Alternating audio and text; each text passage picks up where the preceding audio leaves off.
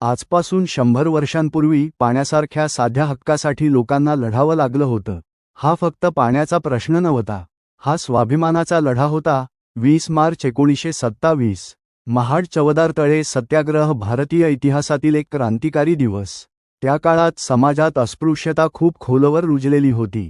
दलितांना सार्वजनिक विहीर, रस्ता, मंदिर काहीच वापरता येत नव्हतं. महाड येथील चवदार तळे हे सर्वांसाठी सरकारी पाण्याचं स्रोत होतं, पण तरीही दलितांना तिथून पाणी घेण्यास मनाई होती. तेव्हा एक महान नेता पुढे आले, डॉक्टर बाबासाहेब आंबेडकर. त्यांनी ठरवलं, हा अन्याय आता थांबवायचा.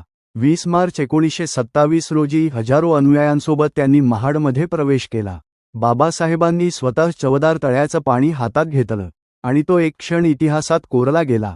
हा फक्त पाणी पिण्याचा क्षण नव्हता, तो होता समानतेचा पहिला मोठा विजय. पण हा विजय सोपा नव्हता. सवर्ण समाजाने या आंदोलनाचा जोरदार विरोध केला. दलितांवर हल्ले झाले. तळ्याचं पाणी शुद्ध करण्यासाठी पुन्हा विधी केले गेले. या सत्याग्रहामुळे संपूर्ण देशात जागृती झाली. हा लढा पुढे जाऊन भारतीय संविधानातील समानतेच्या हक्काचा पाया ठरला. आज 100 वर्षांनंतरही आपण त्या लढ्याला विसरू शकत नाही.